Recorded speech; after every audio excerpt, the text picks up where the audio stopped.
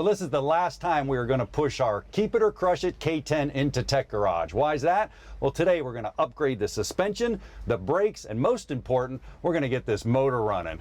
When I said push it, did I say we? That's not going to work. Hey guys, give me a hand. Whee!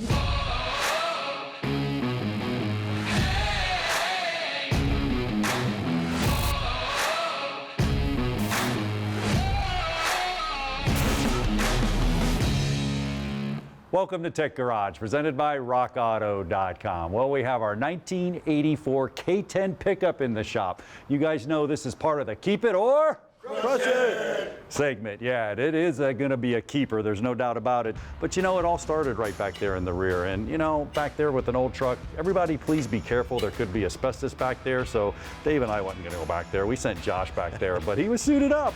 He was ready to go. Yeah, we got him in a mask, glasses, earmuffs, the whole 9 yards. And he got to hitting on that drum. I mean, a big hammer, man. And after a couple of slams and a few drops of sweat, the drum was free. He got the drum off once he did that. Well, he didn't have to worry about the shoes too much, so he just went in there with the tools and kind of just stripped the rear shoes off. Not being too gentle because we wasn't going to reuse them, Dave. We removed the differential cover. I should say they removed the differential cover. 10 bolts on there to take it off, simple enough. That gave us access to the pinion shaft pin. Now that thing, you can use a socket to get that thing out. But sometimes you'll find maybe you back it out too far and the socket gets trapped in a small space there, so it's best to use an open-end wrench. I think we found out the hard way working on these before. To use an open-ended wrench that enables you to sneak it out of that small space there.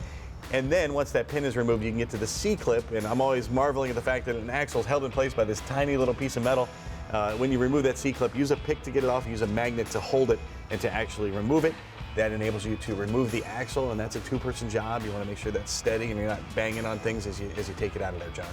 That gave them access to the backing plate back there. Now the backing plate that holds on the shoes and all the associated hardware back there for the shoes, we're not going to use that anymore because we're converting over to disc. So 4 bolts, that came off. Now you're already deep into that differential. Go ahead and replace the bearings. It's a 30-year-old truck. So with the bearing slide hammer, Josh got in there, bam, bam, and Benjamin knocked those bearings out. Once they got those bearings out, they went ahead and cleaned the axle tube really, really good because 30 years of rust and debris in there. We want to make sure the new bearing is going to be good along with the seal. They got that cleaned up, took the bearing, found the right size adapter, and knocked the new bearing in the differential. So now they had a nice clean slate to work with, Dave.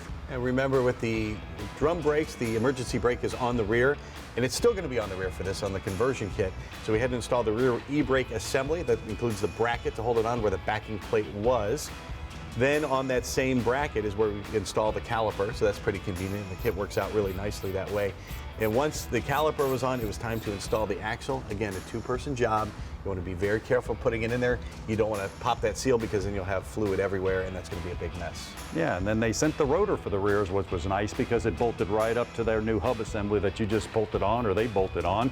And then the caliper went on. Now it was nice, this setup. We can actually put the caliper on, and like some Toyotas and other cars, it's really nice. The actual pads go through the top. So they just slip the pads in there, put the pins to hold it, and man, we had a brake system minus one thing, Dave.